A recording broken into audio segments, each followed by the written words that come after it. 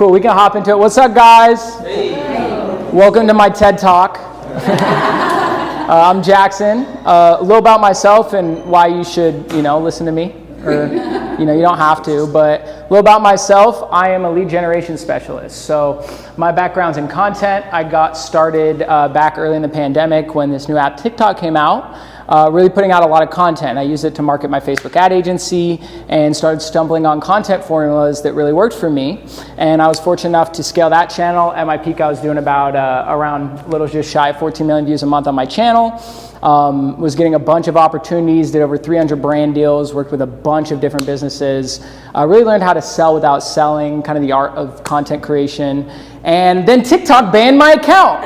And I lost everything overnight. Isn't that dandy? So what I ended up doing when that happened was and by the way, my channel, it was all about studying how brands become successful. So I would interview, $100 million CEOs, experts on AI, Fortune 500 marketing companies. And when you have a platform, these people want to give away their best stuff. So I was able to get all the formulas straight from the tap, right? And so I got a really good crash course on pretty much anything that goes into growing a brand, because that's what my content was about, and I had to come up with 3 to 6 videos a day about it. So I got unintentionally really good at this stuff because I'm just a marketing nerd and I love it anyways. And when my account shut down, I had to figure out what's next, right? So what I ended up doing is partnering with my friend Nathan here.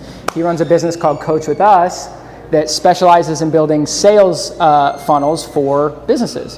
And he had scaled that business to 7 figures before I partnered with him. I was really impressed with what he did, so we ended up working together. And he had scaled that business completely off of ads. So what I did is I came in and I built an outbound team that would do cold outreach to people to get them as clients. And it started working. We started getting a lot of clients, but no one wants to do cold outreach. That stuff sucks. And so I was burning through people. So what I did is I started looking into AI and how I could make this process more efficient and essentially replace the entire output of a 90-person team for about $200 a month with AI. So when I did that, I was like, wow, this really is the future. Figuring out how to take whatever it is you're doing, turning it into an SOP, and then automating it with AI really is going to be the key to really the next 5 to, really into the future now. But really right now there's an opportunity while this stuff is evolving to really take advantage of that before it's common knowledge, right? So me and Nathan partnered. I ended up, this is some of the results he got for his clients. And I started doing outbound. So you can automate outbound with Instagram softwares, there's email softwares. This is one of the campaigns we ran. Basically from January to June, we sent over 202.6 thousand emails, right? And from that, we were able to book hundreds of calls, and we started building our team. We brought on Dan. He's managed $500 million in ad spend. We have a 6-person tech team. And that's pretty much the general idea of what we do. You can view me almost like a broker, right? Whatever it is you need when it comes to marketing, I can come in and fix it, kind of like a mechanic, right? And so from that, my background in content, my background in advertising, my background in funnel building, and my background in outbound, I've been able to get a very good comprehensive understanding of the ecosystem and the pros and cons to each strategy. Today, I'm going to be specifically talking about why your marketing sucks and how to fix it. Because I think there's a lot of times it's hard to make the right decision for your business on what to do because you don't have enough information. And typically, let's say if you go to a media buyer, they're going to tell you that the solution to your problem is media buying, right? But it might be better for you to do email. You don't know. So the problem is we end up getting a lot of biased opinions from experts on what we need to do because they're going to tell us whatever they do is the solution, right? So my goal is to give you an idea of basically most of the common mistakes you'll make and how to really approach marketing so you can make a more educated decision for your business. And then after that, I'm going to dive into the number 1 strategy I'm using right now that's getting me 20 plus book appointments a week with 7 and 8 figure business owners. So to start, this is how you really want to view your business, is you want to view it like an assembly line, right? There's a customer journey that happens from getting someone's attention to turning them into a client. And if you understand what each step of that process is, just like each one of these legs or robots would be a step of the process, if you're not getting the output you desired, which is a client, you have to be able to reverse engineer which part of this line is broken and how do I fix it. And most people, the reason why they can't figure out their marketing is because they don't want to even understand that concept, but they don't know what to look for to understand where it's breaking down, right? So when we're looking at that process, how do we figure out where the system isn't working and fix it? Because we could have the system, we could have a comprehensive understanding of the general process, but how do we identify if it's not working, where we need to put our focus? Well, the number one mistake I see people make when trying to identify what the issue is they treat their marketing like gambling instead of being a scientist, someone that's testing hypotheses and adjusting, right? So marketing at the end of the day is a probability game, right? You know, I could run the same exact strategy for 2 different clients and get 2 completely different results. Because if there's, say, a 10% chance of my content strategy going viral, well, that doesn't mean the first post I put out is going to go viral. Probability isn't always linear. I could flip a coin 10 times and it could land on heads 9 times out of 10. But if I did it over 1,000, it would equal out. So what happens a lot of times is people will be like, oh, I'll give something a shot. And then when it doesn't work, they're like, I need to try something else. But the truth is, if you understand that, you know, it's not about like, does the strategy work? These strategies all work, right? It's about identifying how do I get this strategy to work? And that's about being a scientist. It's about following the processes we can use to increase the probability of that strategy working. So what you need to think about marketing and growing your business as isn't as someone going and throwing their money on Reddit the casino and hoping that this Facebook ad or this email campaign works. You have to follow this like a scientist. There's a scientific method to any form of marketing. This is basically a way to think about it. I got this from Sam Ovens, if any of you guys know who that is. He runs School, if you guys have heard of that, with Alex Hormozy. He runs consulting.com, big business. But he talks about this. It's like you start with a hypothesis. I think this content strategy is going to work. I think this ad strategy is going to work. I think this email campaign is going to work. And you may or may not be right. You don't know, right? But you go test that hypothesis with the data you have, and then you get some sort of result. It either works or it doesn't, right? Then from there, you use the data from that campaign to create a more informed hypothesis with more data that you now have. Wow, I used this content strategy, it didn't work. I need to stop doing that. Oh, I did this one and it did? Well, now I'm going to do more of this. And you can start to reiterate on it over time, and over time your probability increases no matter what the strategy is. Does anyone have any questions on that? Pretty straightforward?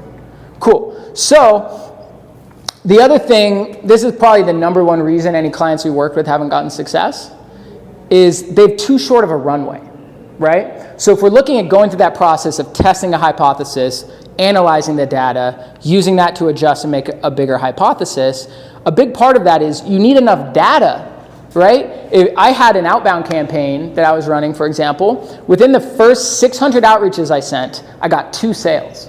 And I was like, holy shit, I could hire a VA to send 100 a day for like $10. I'm going to be rich, right? Started building this whole team, and guess what? Like I said, probability isn't linear. My 3rd sale didn't come for another 6,000 messages, right? And so as I spread out that data over a longer sample size, I realized, okay, maybe this strategy isn't as effective as I thought, right? So what happens with a lot of people is they, you know, whether we're running an ad or an email campaign or a content strategy, they start testing it and they're like, I wonder if this is going to work. And guess what happens? It doesn't work immediately. They start freaking out, and then they fire their ad guy or they stop spending their money because they're terrified of wasting their money. And it's like, it doesn't matter how good of a pilot I am. If you give me a 20-foot runway, I'm going to crash, right? So a lot of times we need to make sure whatever it is we're doing that we have the biggest runway possible. That runway is both financial, so the amount of money we can invest to find a winning strategy, but also emotional, right? How much time can I emotionally commit to figuring out this strategy? If that's a month, well, guess what? You're probably going to fail compared to the guy that's like, I'm willing to do this for a decade, right? The guy who can wait the longest is typically the one that wins, right? So remember that. A lot of times when we try a campaign, it's easy to get in your head, and don't let that affect you. Understand we're following a process. That first step of the process isn't, yes, we want to find a winning campaign, but more importantly, the first 90 days is really about data acquisition. If we don't even have a baseline of what is normal, how do we have anything to compare it against to have an effective decision-making process, right? So within that, you have a question on that? Yeah, are you doing questions? Yeah. I guess I want to dive a little deeper into that. Like, Yeah. What do you use as like a mile marker for when it's like, okay, now it's time to pivot? Because I'm personally kind of in this phase where I'm trying to decide what to work on. Mm-hmm. So instead of like building the thing immediately and then trying to figure out the marketing later, I'm starting with the marketing up front. So I've been running campaigns on landing pages. Yeah. And I'm having a hard time, like, I don't know if I'm giving up on a product or an idea too early. Yeah. Because I'll get, maybe like, I'll pay for about 1,000 clicks into my website. How much money is that? I've been doing Google ads, and so I don't know, maybe $200. Yeah.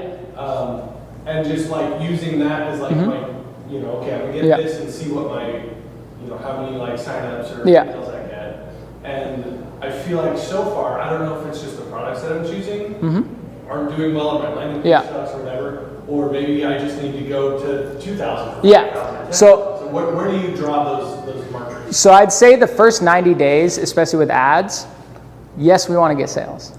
But more importantly, we want to identify what our baseline is, right? Because that answer is relative, right? If your offer is worth 20 grand, what's the least amount of money you're willing to take on that? So that comes to basically the mistake number 4 I'll talk about here, which is you have to know your threshold, right? Now, when you're starting, you don't know your threshold because you have nothing to compare it against, right? So more than anything, you need to be patient in understanding that, I'm acquiring data right now, right? Now, identifying a good marker to go for, a good marker you should aim for is half of whatever your product cost should be kind of a mile marker you should shoot for. So if your product profits $2,000, you should shoot for a cost per acquisition of 1,000.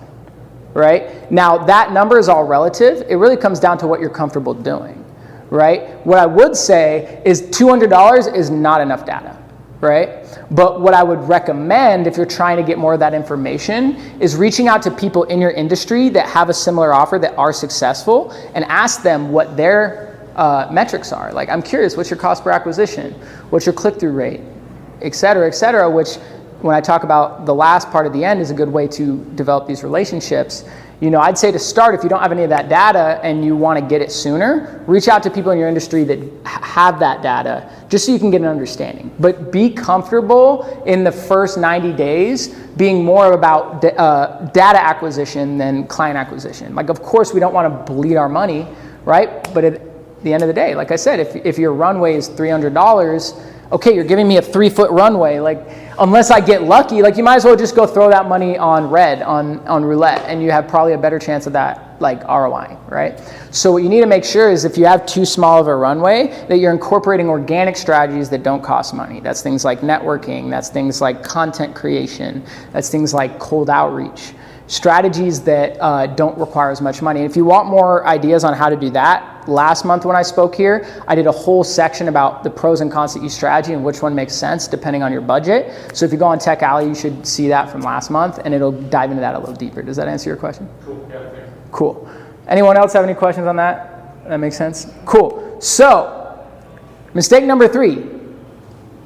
People don't track their metrics, right? If you don't know what each step of the process is, and you don't know what your threshold is for that, it's kind of like you're driving from New York to LA, right? You could have a general idea of the direction, but if you make a wrong turn, you might end up in Texas, right? And it's not because you're not driving fast. It's not because you're not a good driver. It's because you don't know where the fuck you're going, right? And so through things like our CRM, through things like our Excel spreadsheets where we're tracking each step of the customer journey, we can identify, okay, which part of this process am I getting stuck on? Am I getting people to click on my ad? Yes. Okay. Are those people giving me their information on my landing page? No. Okay, well then maybe I need to fix my opt-in page. Oh, I'm getting people to opt in, but they're not showing up to the call? Oh, cool. Well, now I need to work on my show rate. Right? I'm getting people to show up, but they're not buying. Well, now I either need to work on my target market or my offer. Right? So each step of the process, we can kind of just check one box at a time, starting at the front of the assembly line to the end, and inevitably you'll find what's wrong, and that's what you should be focused on when hiring a marketer, right? Is we'll go to a marketer to get us clients, But if we don't know what the restraint is in our assembly line, you might be hiring someone to build you, like I can't tell you how many people I've talked to, they're like, yeah, I'm trying to get my consulting business off the ground. I'd be like, cool. How many clients do you have? They're like, not really any. And I'll be like, cool, I'll help you do that. They're like, oh, I just dropped $5,000 on my website. It's like, why the fuck are you worried about conversions when you don't even have traffic? You don't even know what your restraint is, right? So if you don't know what's wrong in your process, starting from the beginning to the end, how do you know how to allocate your money? You're just guessing. You're just driving around and you're like, I guess I'll take a right turn here. I guess I'll take a left turn there. And you're just, like I said, you might as well just go to the wind and throw your money on red at that point. You'll probably have a higher probability, right? But when we understand, okay, this is step 1. These are the metrics that determine whether or not that's successful. This is step 2. These are the metrics that determine whether or not that's successful. And we understand each step of the process, it becomes very easy to get to our destination, just like if we followed a GPS. Because if we make a wrong turn, the GPS is going to tell us, and we can make the right turn again. Does that make sense? So that's the number one thing. This right here was why I wasn't making money when I had my channel. When my channel was getting 14 million views a month, I was broke. I was making like $2,000 a month. I was like, I'm doing something right. I'm getting 15 million views, but guess what? I was focused on optimizing for a step of the process that was already successful. I was getting 14 million views. I'm like, I'm not making money. I guess I need to get 30 million. Right? The truth wasn't that my restraint wasn't that I needed more attention, is I had to figure out how to convert that attention into money. So once I realized that that was the restraint, within 2 months, I made more in a single month than I made the whole year before. Because a lot of times we're a lot closer than we realize. It's just we're focused on the wrong thing in our business. So if you can get good at identifying what that thing is, what is the restraint that's keeping this from moving forward, that is the key to getting your business where it is. And chances are, if you've been stuck for a long time, it's because you're focused on the wrong thing and you don't even realize it, right? So when you're reaching out to marketers, I think it's important to know before you talk to them, what restraint is this solving for my business? And make sure that that's someone that's actually helping you with that restraint. And then when you ask them specifically, hey, this is what I'm trying to fix, how does what you do fix it? Well, now you can have a very educated decision on whether or not that's the right fit for you, right? And that's where I've evolved now as I've developed this ecosystem, is really when I talk to people, I'm not just selling them a funnel or selling them a podcast placement. I'm actually understanding where their business is at, and I'm identifying what do you need to fix, and I point them to the resources that help them with that. That way they don't have to go to a marketer that has a biased opinion on what they need to fix. Because if your restraint is your conversion rate, but you talk to a media buyer, of course he's gonna tell you that ads are the solution, because he wants your money, right? And that's why a lot of us get burned, is we hire someone that, it's not necessarily that they're bad at their job, but it's that they're not the restraint that you need to fix, right? So outside of that, I talked about the thresholds. Does anyone have questions on thresholds, on what this means or how any of that works? Does that make sense?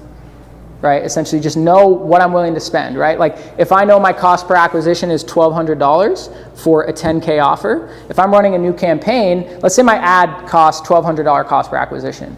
If I allocate 20% of my budget to email marketing and my cost per acquisition is $300, well, now I know maybe I should take a percentage of that 80 that I'm spending on ads and put it over here where I'm getting a 4 times better return, right?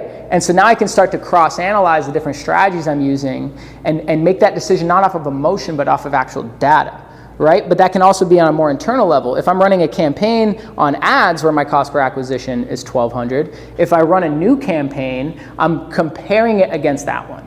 And so I know, okay, if my cost per acquisition is $1,200, on this campaign, the moment this one hits $1,300, I'm turning it off, right? Because I know, why would I allocate my money over here when I'm getting a better result there? So know those numbers before you launch a campaign. The reason why a lot of people bleed their money isn't because they're not doing the right stuff, it's because they don't know when to stop a campaign and pivot, right? Because they don't know their metrics and they don't know when to pivot. But if you know what your threshold is, you know, okay, this metric, if it passes here, shut it off. You can set that up in advance so your losers get cut as soon as they become losers and your winners can be scaled. Because you might spend 20 grand on ads to find a winning ad.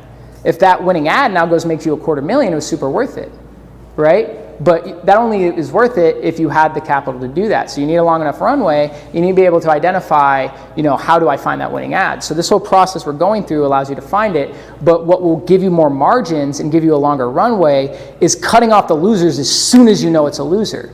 Versus if you let it run an extra $300 past when you knew that it wasn't better than the other one, well, that's $300 that could have gone to your winning campaign. So make sure you understand your numbers, make sure you're tracking them, make sure you understand each step of the process, and that is what will increase your probability to the highest level.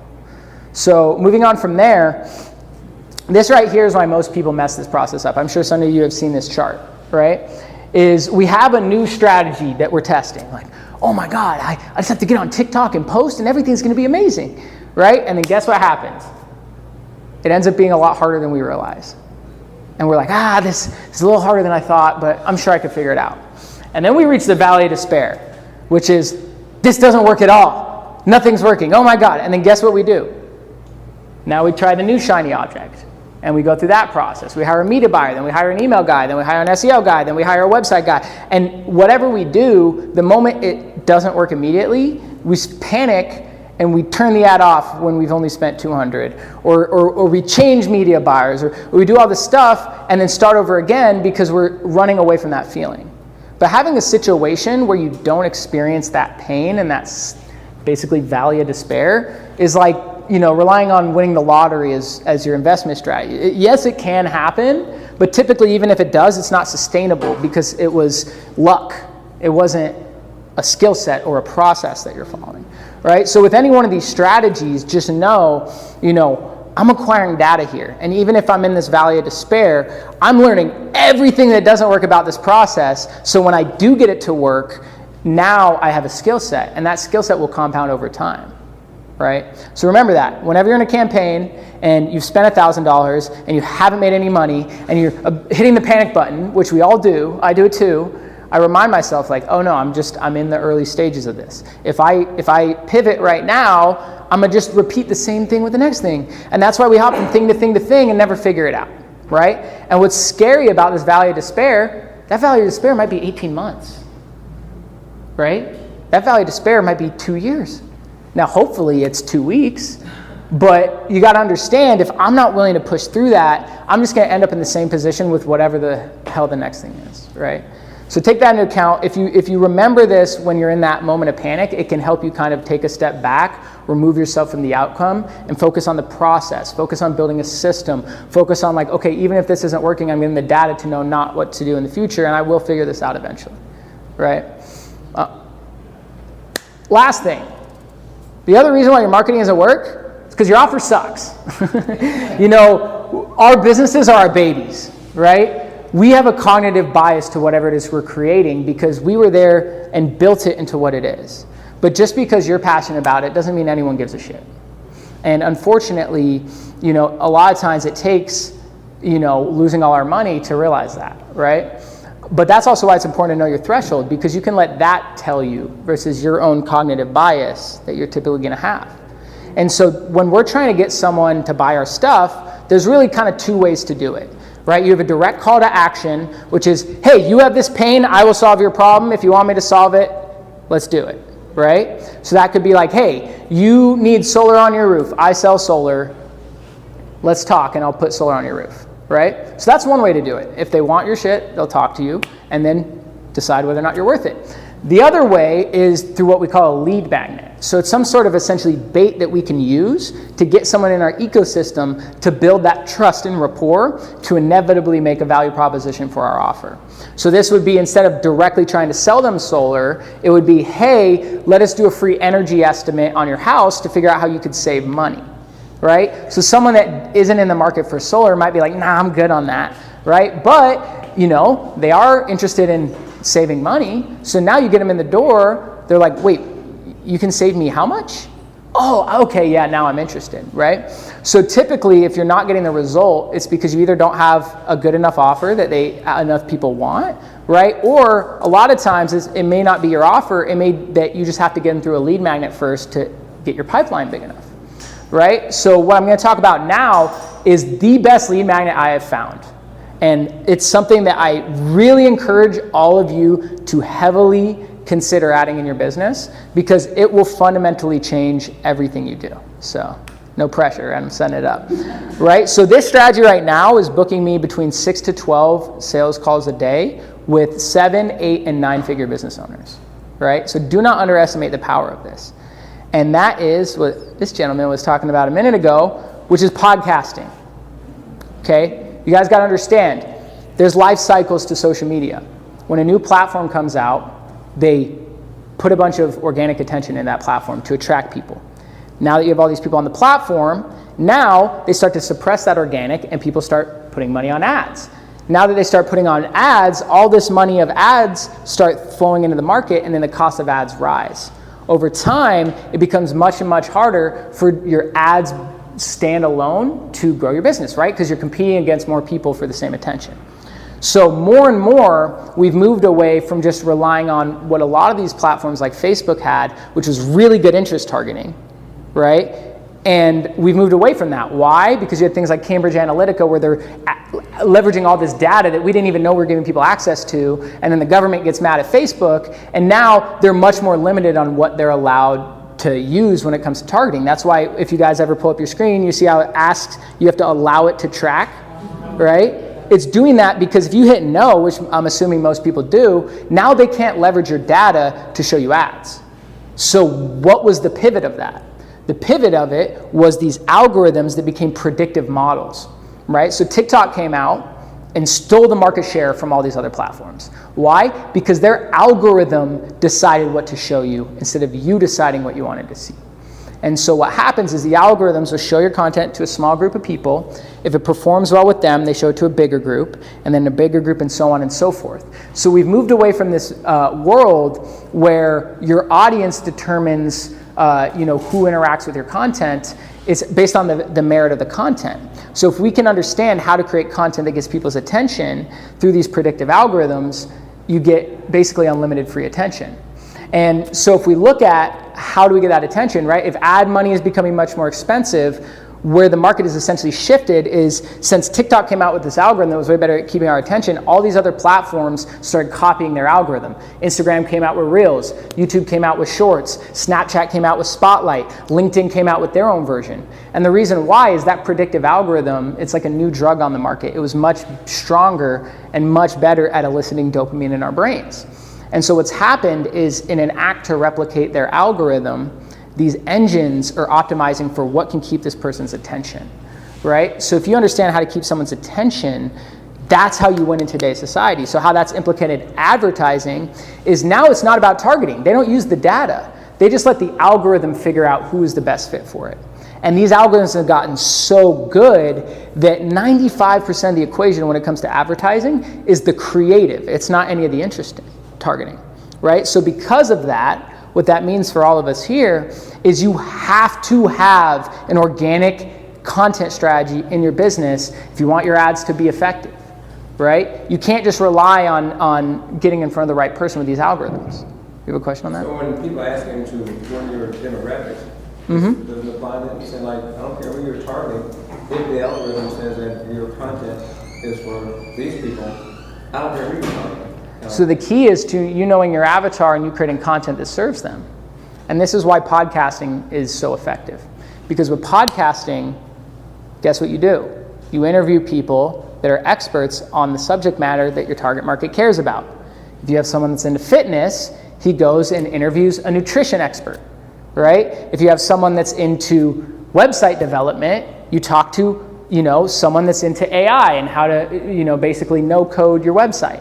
Right?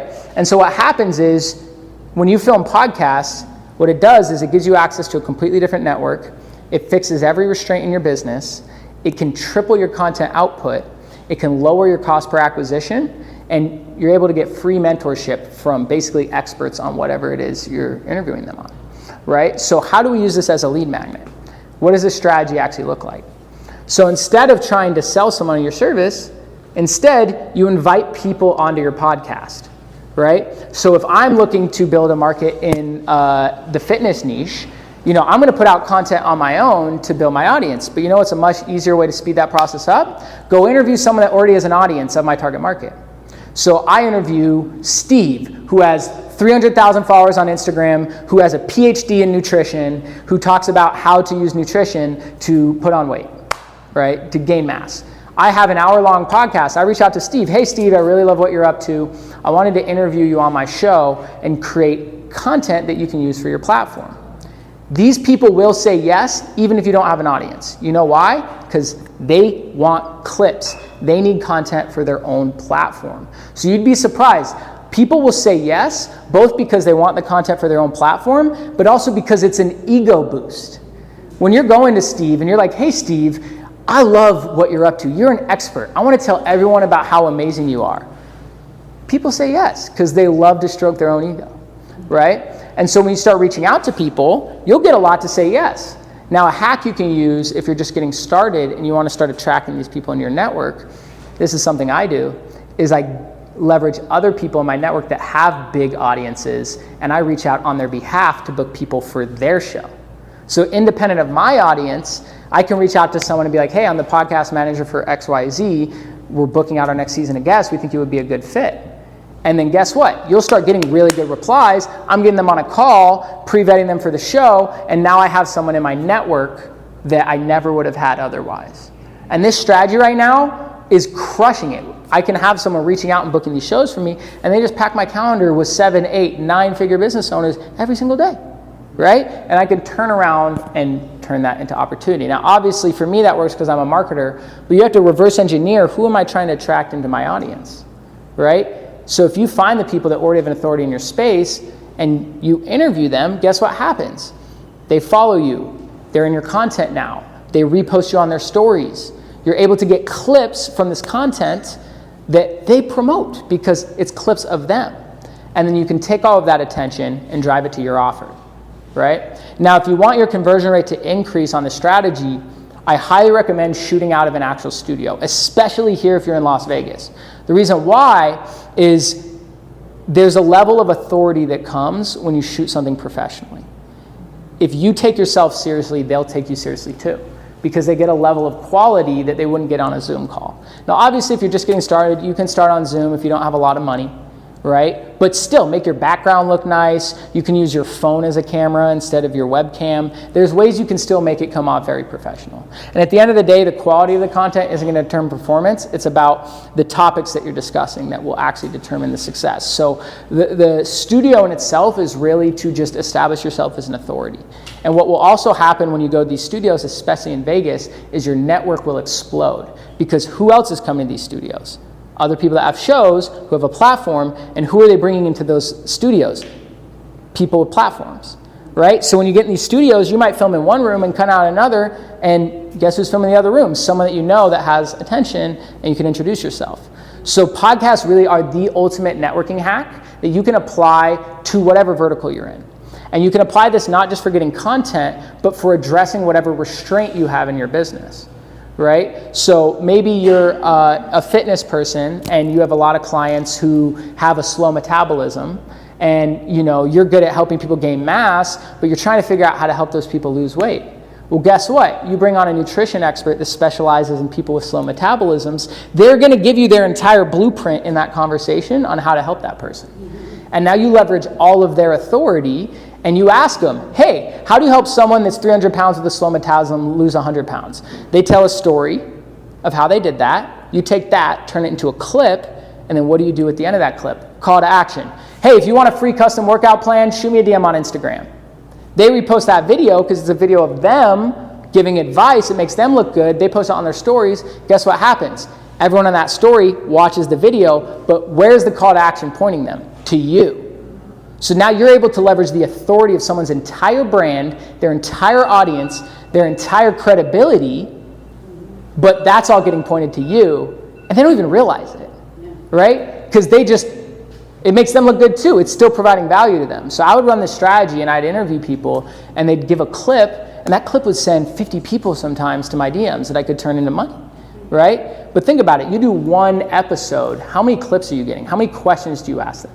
Every single question you ask could be a 5-10 minute clip for LinkedIn, YouTube, Facebook, but you could also take that 5 to 10 minute clip and turn it into a 60-second TikTok, Instagram Reel, Facebook Reel, LinkedIn Reel, Snapchat Reel. So now from one conversation, you're able to create 10, 20, 30 pieces of content across 5 to 10 different platforms.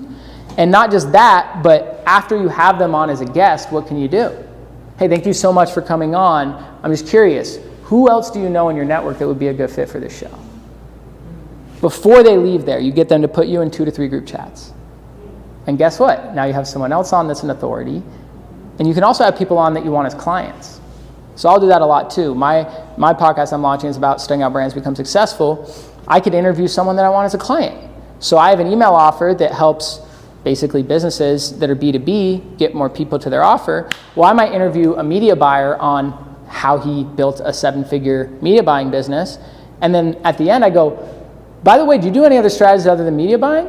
Oh no, I'm looking to diversify. Oh dude, well let me show you what I'm doing over here. Boom. Now that person that I got into my ecosystem, got the foot in the door as a guest, now becomes a client or a referral partner, right? So maybe he doesn't need my service, but if I show him that tech, he might be like, oh my God, I have like 5 clients right now that need this. Cool, let's package our offers together, white label it, sell it to your clients, boom, now he's a referral partner, right? So using these podcasts as a lead magnet, there's so many different implications of it. It's growing your network. It's literally getting free mentorship. You just reverse engineer what's the restraint in my business that I'm struggling with, interview an expert in that space, and now it's like you don't have to pay them for consulting. They just gave you the blueprint, right?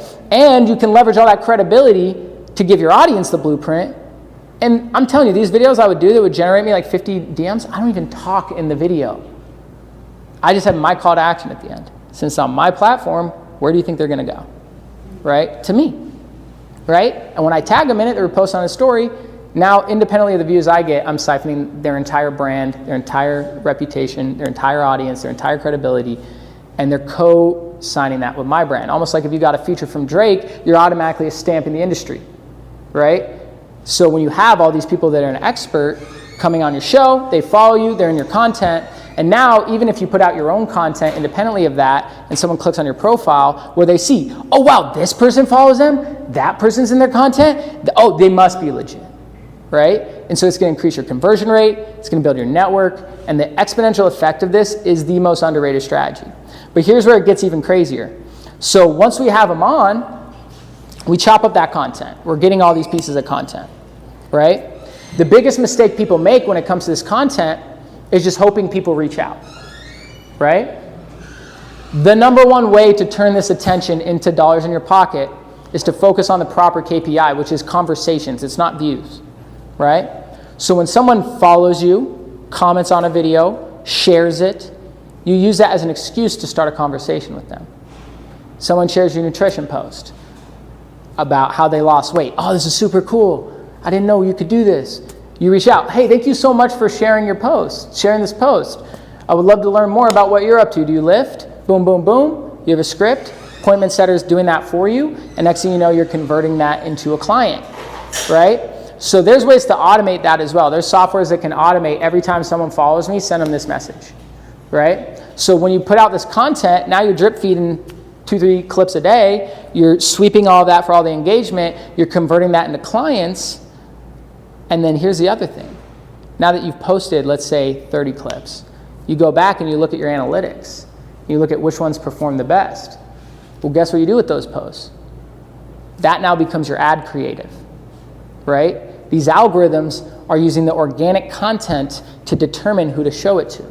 Well, if the algorithm has already given you data that shows you that this is the creative that resonates with your audience, you can figure that out without having to spend money to figure that out, right? You can let the data tell you that, right? And so now you start putting out all this pillar content that creates the clips. You start posting the clips. You start talking to all those people on those clips. And you start tracking, okay, which one of these clips actually led to phone calls. Now that you have that data, before you've even spent a penny on advertising, you can just rank your data for the top performing clips, and that now becomes your ad creative. That's going to drastically lower your cost per acquisition, right? Any questions on that? You do? Yeah. Yeah, it's kind of interesting. It's like, are you working with, do you have a team of people, or you just doing it all by yourself? Because Yeah. it's a lot of work.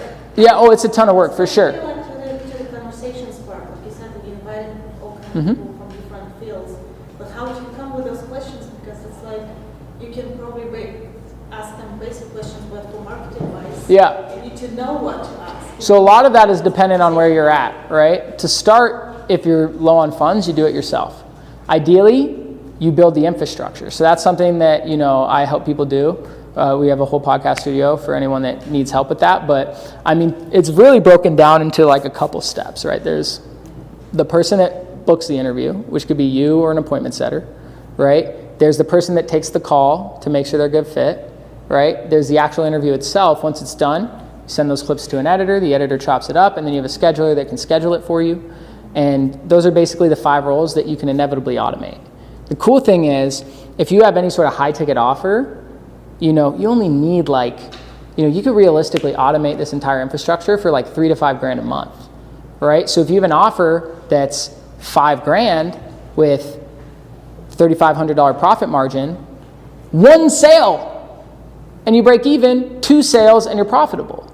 So very quickly that you can create an infrastructure that removes yourself. It depends a lot on just the capital you have available, right? If you have $3,000 to $5,000 a month to spend, then I would recommend automating it, right? But whatever you spend, it's about letting this compound over, a couple of years. It's not about just like, I'll test it for a month and see what happens. Coming back to that runway I was talking about, right? So what I'd recommend is if your budget is tight, focus on getting a couple clients in the door. If you just really don't want to learn how to do all that stuff, if you actually enjoy the process, like I love content creation, I love doing it, I'm good at it.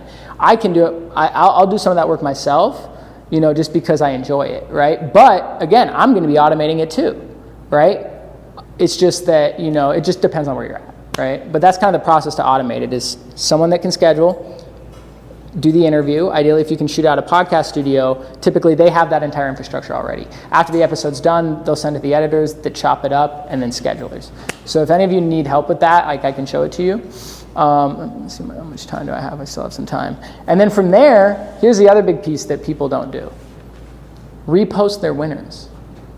I can't tell you how many people I talk to with large audiences. I was talking to a guy yesterday. He's like, yeah, it was crazy, man. I posted this video last month, got 10 million views. I gained 100,000 followers in like a week. And I was like, cool, you repost that video? He's like, nah, I don't want to bombard my audience. You realize if you repost that video again, where's it going? It's going to the For You page. A majority of people from your followers will never see that video again because it's not showing it to your followers, it's showing it to new people, right? The analogy I like to use is like, think about SpongeBob with Nickelodeon. They're doing reruns of episodes they filmed in 2006, probably right now today, right? Do you think they make that episode once and then never do anything with it again? No, this is IP that you own. I have videos that got 7.8 million views 2 years ago that I could repost today and they would still go viral. And do you think any of those people know who the fuck I am? No. Because it's not your follower count that determines content distribution. It's the watch time and shareability of that content that does, right? There's a video, guys, to check out. They actually interviewed the guy that runs Instagram, and he's like, yeah, it's basically shares is the number one thing that determines if they push content to more people, and then it's watch time. So if you have content that's good at doing that, the algorithm will reward you, right? And let's say, worst case scenario, you have some people that are like, I've seen this video before, and they comment, oh, I've seen this already. Cool, thanks for the comment. You just boosted my engagement, and that's going to go show it to more people, right? And chances are, if they are ingrained in your brand enough that they've seen it multiple times, well, they're a fan of you anyways. So at worst, you're getting a cheeky comment about it that just helps you anyways. Yeah. It's also like code reviews. If you've got a piece of code, you've got a segment or a clip that people come in to watch, you can cascade off and you repurpose it too. Yeah, 100%. And where this gets even crazier is as this technology is developing with AI, there's going to be a very realistic situation here coming soon that you can automate a lot of this process with AI. Clipping, editing, scheduling, captions, everything, right? That's the tech we're working on in the background right now. Because the people that can figure this out will dominate, right? Look at someone like Andrew Tate. The reason why he became the most Googled man in the world is because he would go on a podcast, say all this outrageous shit, and then he had Discord rooms with people that would then take that clip and chop it up. And then they would make their own Andrew Tate fan account, and then in the bio, they would put a link to his course, Hustler University, that they would get a 50% profit share on with him. Then people would click on that, join his Hustler University, that taught them to clip up his content. And so what happened is he created this army of who knows, 500, 100,000, who knows how many people clipping his content. So now he does 1, 2, 3 hour live stream, and he's not just getting 10 to 20 clips from that. He's getting 100 to 250,000 clips. They all get anywhere from 50 to 15 million views each. And so the distribution of that became so exponential that, okay, cool, ban him on Instagram, ban him here, but it doesn't matter because you can't go ban 100,000 people, right? And so this whole streaming world, this is what all these guys are doing, the Sketches, the Kai Cenats, all these guys, they have a Discord group where they say, hey, if you guys clip my content and you get 100,000 views, I will pay you XYZ amount of money. Right? And then what do? They go live for 4 hours, they bring on this guest, they bring on that guest, and then what do people do? They chop up the content into thousands of different videos that they then distribute on their own fan pages, on their own meme pages, on their own streamer pages. And they don't even have to promote themselves. They know from an episode, independently of if this has 2,000 viewers on it, I'm gonna get 20 million views from all the clips that this gets, right? And this is how the world is ran now, right? It's not about your own platform. It's about how do I create an exponential model where my platform doesn't even matter, right? And where we're headed is, yes, we have people doing this right now, but in the future, this is all going to be AI. There's deepfake technology. There's editing technology already that can automate your B-roll, your captions, all that stuff, right? So the people that can really embrace this strategy, these are the people that are going to win over the next 12 to 36 months. Because if you don't, you're paying for these attention, right? So if I can go get, like look at me for example, in total I've gotten roughly about 300 million views on the internet from my short form content. That is equivalent to about $3 million in paid advertising. So when I'm competing, you see the Coca-Colas, these big corporations, they still don't fully understand this stuff because the decision makers at these companies aren't in the trenches. They're busy running their business, right? And this stuff changes almost on a weekly basis as the technology compounds, but the people that really understand it are able to steal their market share. Look at Logan Paul with Prime. Look at, Milk Boys with Happy Dad. There's people that drink Happy Dad, which is a seltzer, for any of you that don't know, that's owned by these YouTubers that are like prankster YouTubers. Their demo is like 16 to 26-year-old males that like to party and are frat bros. But you could have your mom drinking that at a 4th of July party without even knowing who they are because they use the platform of their attention to create this crazy distribution. Look at Mr. Beast with Feastables, right? This is the world we live in now. The people that own the attention, it's like the whole concept Gary Vee talks about, like day trading attention, right? These large organizations, they don't understand this. They treat the new world we're in like it's traditional media. So you'll go on like a Coca-Cola, like I did a video on Coca-Cola, I was looking them up, they had like 200,000 followers on TikTok. And their videos are commercials, right? Meanwhile, they're spending $10 million on a Super Bowl ad that gets half the reach of Mr. Beast's TikTok video, right? That he spent 5 minutes making on his iPhone, right? And so the people that can really embrace and understand this technology, they're the ones that are gonna win. But you also have to understand there's a moment in time where you can win. This will change. They will catch on. They are catching on. But the people that can take advantage of it have a real opportunity to win. And it's not just about one strategy. It's about understanding how the strategy feeds in long term. You create the content. You're getting the ROI from the relationships with the person, from the strategies from the person, the credibility of the person, the content distribution. But now that you have this distribution, you're able to monetize that from the outreach opportunities that present themselves, the advertising creative that it creates, and then it's just this positive feedback loop that can grow over time, right? So anyone here, I highly, highly recommend that you implement this strategy.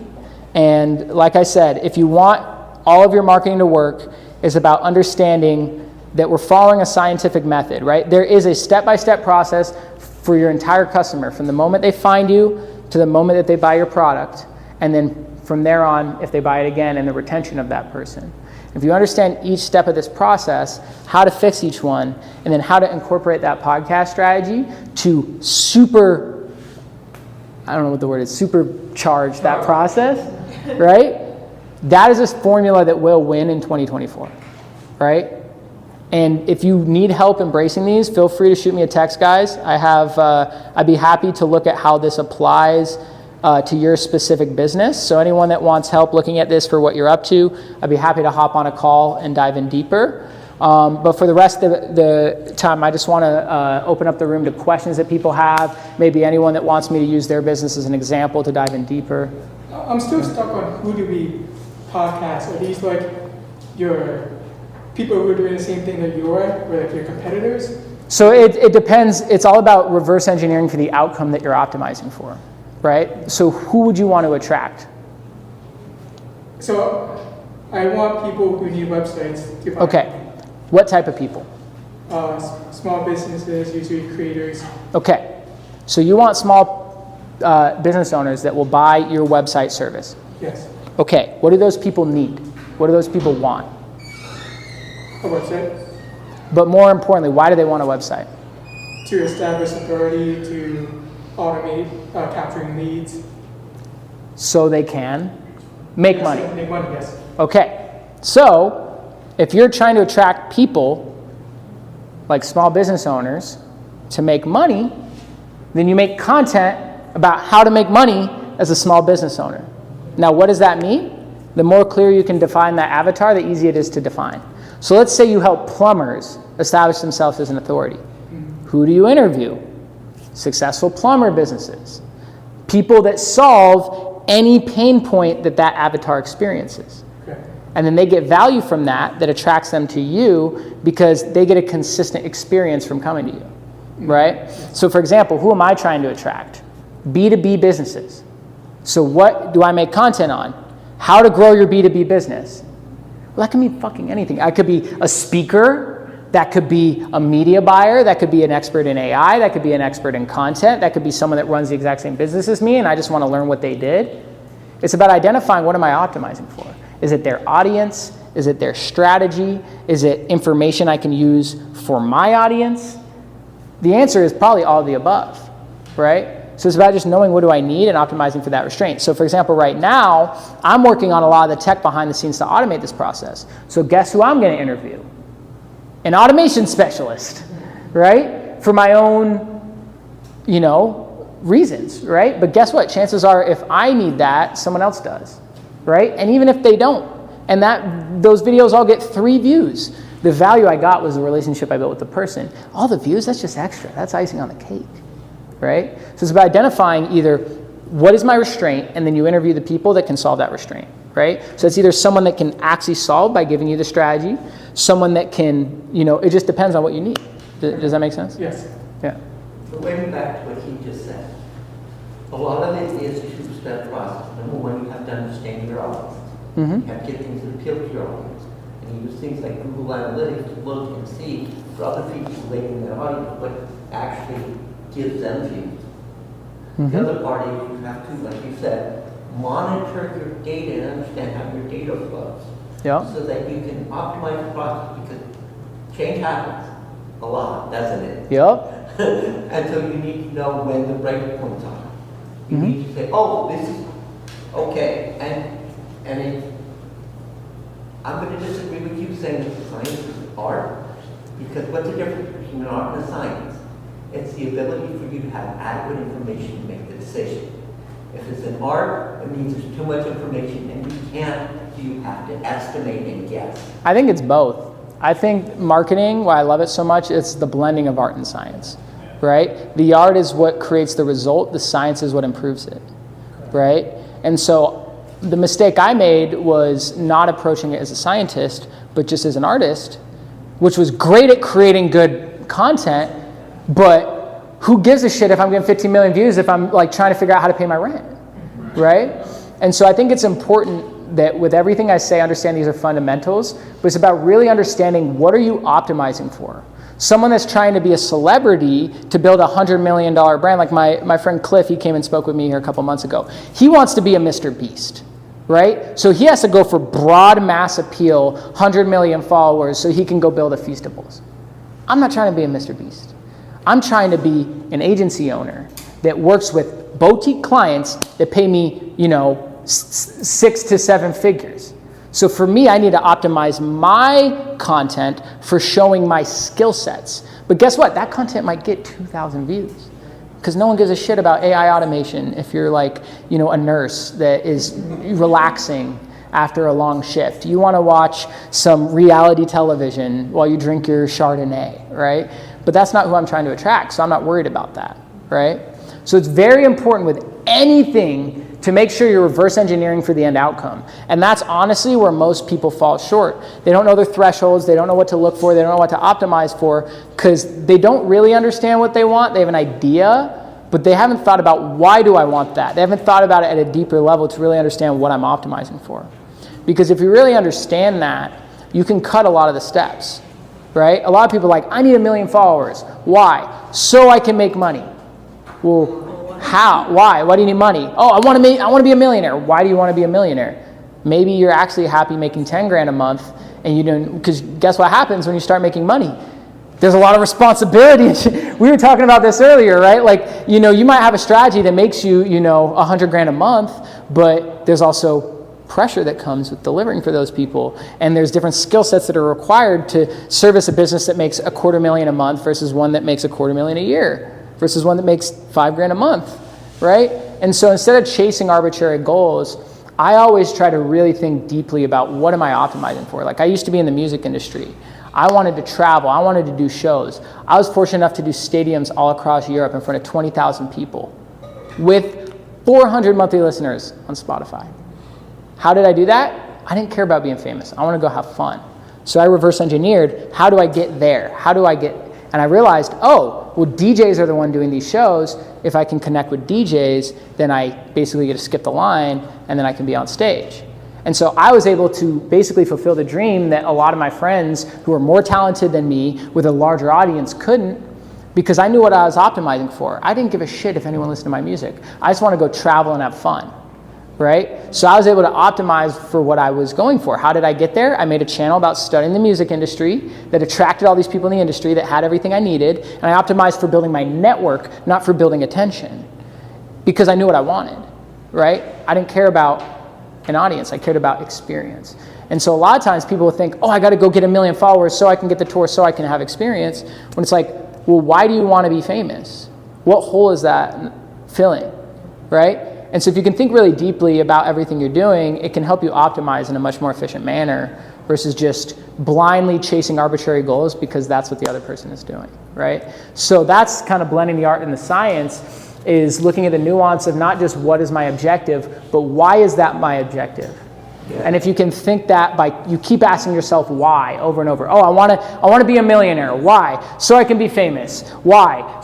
And you start peeling back the layers, and you realize, it's because like my parents, fucked me up when I was a kid, and I'm trying to fill this hole. And that's why you'll see like people that are celebrities that kill themselves because the hole couldn't be filled, right? To the point where they literally like don't know what else to do other than like overdose because they can't fill that hole, right? And so with anything, with marketing, with building a business, I think the thing you have to make sure, even when setting up a marketing campaign or a content strategy, is ask yourself why as many times as you can. And that will peel back the layers to get to the root, and that root is how you tap into what you're trying to accomplish. And if that's getting someone's attention, that's a great example with marketing, right? Like if I'm trying to get the attention of a plumber, right? Why do I make a website for a plumber? So he can get clients. Why does a plumber want clients? So he can make money. Why does a plumber want money? So he can provide for his family. Why does a plumber want to provide for his family? Because his parents didn't provide for him, and he wants to provide for his kids, right? That's what you're selling. You're not selling a website. You're selling that feeling that I actually can give my kids what my parents couldn't give me. And when you can peel back those layers, that's the art. Now, does that resonate with them? That's where the science comes in, right? Because he may not give a shit about his kids, right? You might find, plumbers actually just want to be rich so they can go party. And if that actually connects, the data will tell you that, and then you lean into that. I don't decide. The data decides for me. And when I focus on that, that is what allows you to figure it out and speed that process up. So, any other questions? So I'm sitting here listening to you and noticing that you're a great presenter as well as very charismatic and also very persuasive.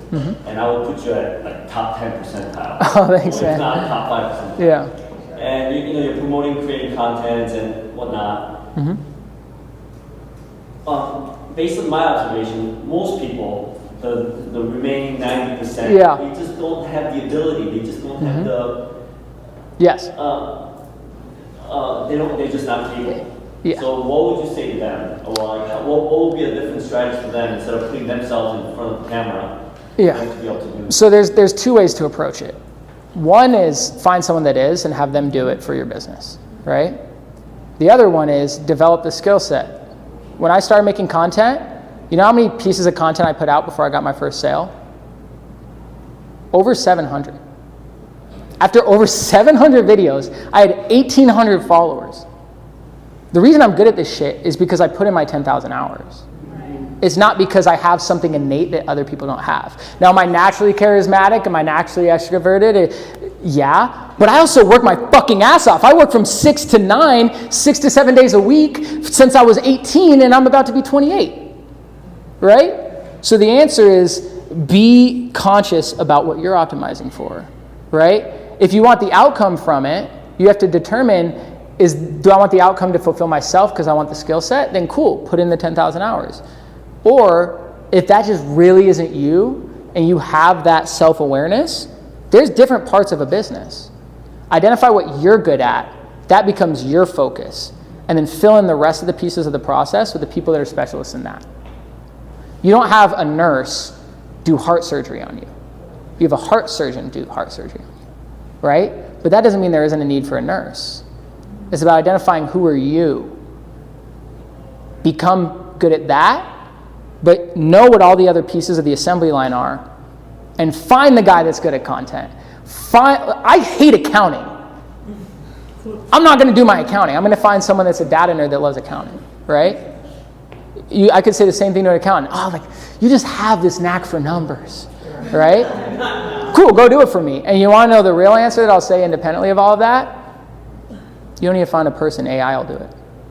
That's what I'm saying. In this world of AI now, it's like, even for me, like building a business and being brand new at it, so much, I'm like, I don't know this shit at all. I just know the thing, and I know the components that come along with it, and AI has helped tremendously. And I think it's your language to the AI, and the more that you learn about that, you can articulate what you're trying to solve, and it literally can help, even if it doesn't necessarily outline exactly. It gives you that overarching understanding of it, and then you take that and then you re-put it back in there. And so it's like the world of AI now. It's like you don't have to have all the answers. And AI will make you an expert on anything. It gives you a step-by-step process, and anything you don't understand, you break it down into bite-sized pieces until you do, and then you move on to the next step until you figure it out. I have a printer that my girlfriend bought to start a business with her mom, and we had that thing for a year, and no one could figure out how to use the damn thing. I figured it out in a weekend. Instead of going out to pay to $500 an hour to set the thing up, I said, give me a step-by-step process on how to set up this printer. And then they'd be like, all right, go readjust your cut lines to 0.5. And I'm like, I don't know how to do this. Here's a picture of what I'm looking at. Tell me what to do. It was cut too far. Tell me how to adjust my settings. Here's a screenshot of my software. And you just do that, and you can break down any complex task into bite-sized pieces until you get it. And where this is going to head, and the tech's already there, it's just, do you know someone that has it, is just autonomous AI agents that just do it for you. So they'll go through that whole reiterative process, and you don't even have to, right? So everything I'm teaching you, understand the fundamentals of this. Apply them on as deep of a level as you can. Understand what the step-by-step SOP is, and then either hire someone that can do the shit you can't, right? Or use AI to do it for you. And the people that really embrace this, no one can touch them, because if you have AI to do all this work for you, it's like having a fleet of excavators while your competition is using a spoon, right?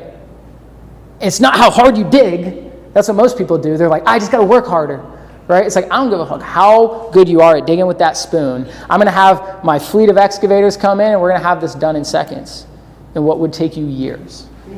And so really understand it. Understand what is each step of the process. Understand which step am I stuck on. And then really ask yourself, how can I use AI to fix this step? And how do you figure that out? You ask AI, how do I use AI to fix this step? Right? And I'm telling you, like, the implications of this will change everything. Like, I created a workflow on how to automate everything I'm doing here. Am I a coder? No. But guess what I can do? Ask ChatGPT, how do I build this? Give me a step-by-step process. And it's like, oh, integrate your Zapier integration with this prompt to do X, Y, Z. And I'm like, I don't know if I'm doing it right, but here's a picture of my screen. Does this look right? Oh, no, adjust this setting here. Cool. Oh, I tried it. It didn't work. This is what popped up. Oh, you need to fix this. Okay, cool. And inevitably, you figure it out. Things are getting crazy, guys. Really embrace this shit, because it's easy to just be like, I'll get to it, but I really firmly believe we have a 5 to 15 year period where the people that figure it out are going to run the world, and everyone else is going to be a peasant to the kings. Because it's getting out of control already, to the point where, you know, it's like trying to fight someone with a machine gun when you have like a butter knife, right? Get into this, really embrace it for whatever it is you're doing in whatever niche you're in, because whoever does that is going to steal all the market share. They're the ones that are going to win, and everyone else is going to be at their whim, and we're all going to be living on universal basic income. Like, I really believe that, because what happens if 95% of the stuff gets automated? I don't know. Our life might get easier because things are cheaper, but you know, typically the people with power figure out how to retain more of it, and that's what we see just happen more and more. You have a question? Well, getting back to what you were just saying, what's going to happen is it's not so much that people have control, it's people have choice. And it depends on the distribution across the board of money. Because if few people have control, then you have very few projects that are affecting things, and very few things that affect anything. And most of the people are going to be ignored. The problem is what you really need to do, which you said, is understand your audience.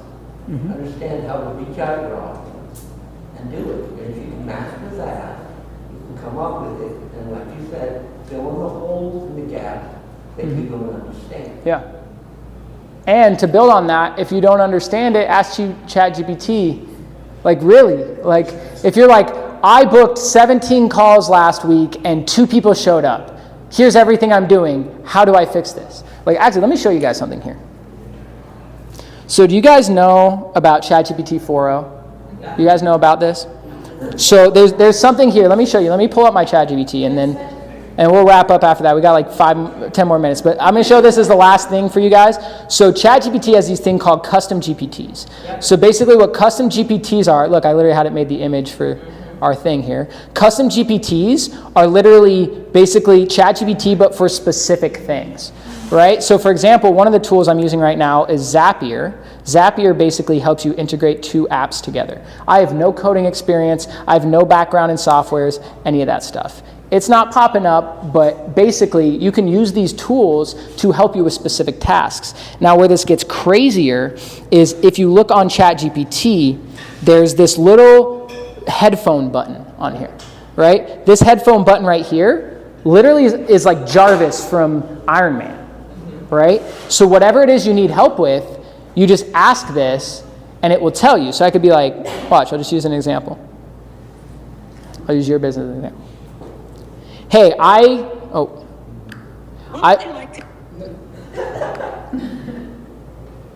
there. I'm starting a website development business, and I'm looking to create a content schedule to attract small business owners. Can you help me put a schedule together? Sure. Let's start with the basics. For a website development business targeting small business owners, you should focus on content that educates, informs, and showcases your expertise. I'm not sure how to create content that showcases my expertise. Can you dive in that to a little deeper? I have no personality with content. I need to create something that is authentic, though. Can you help me?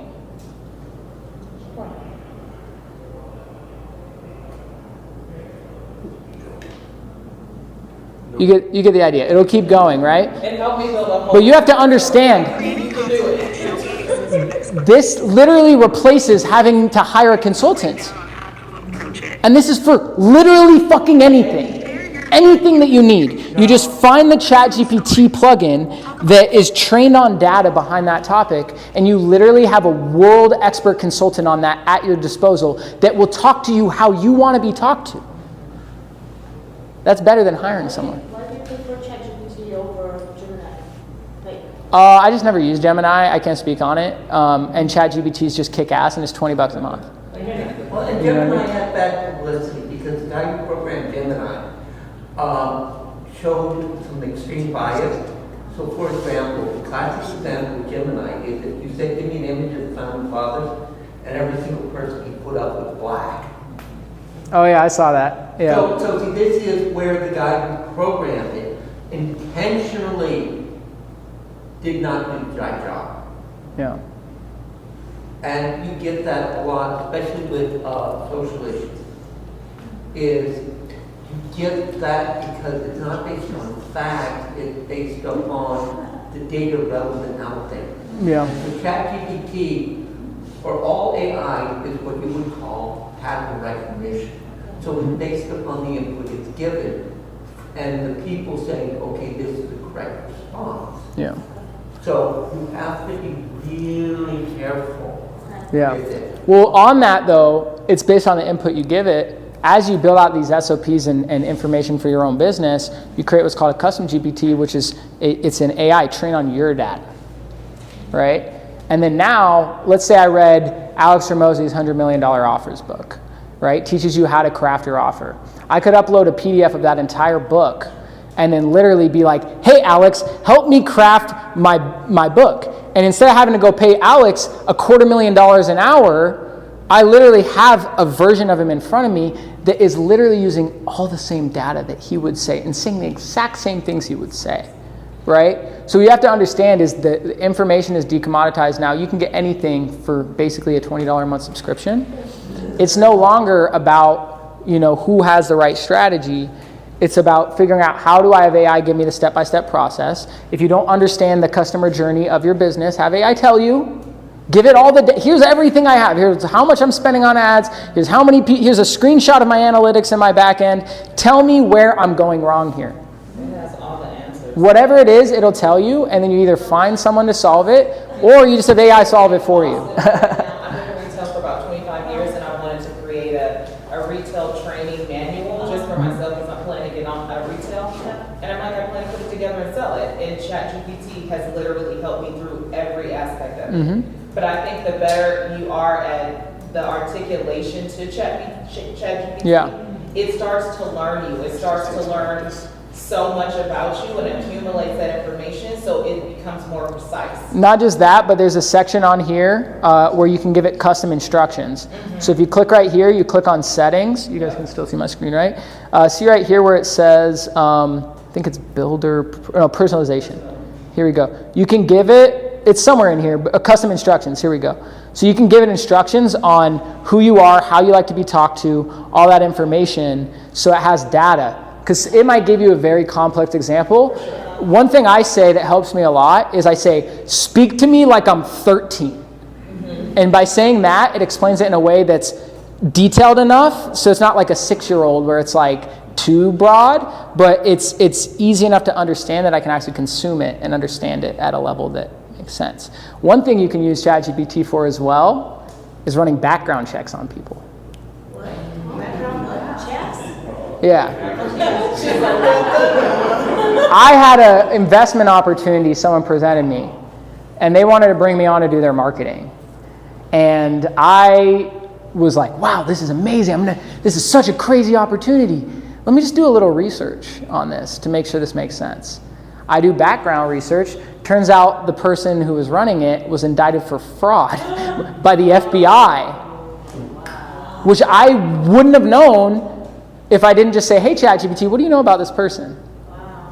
Right?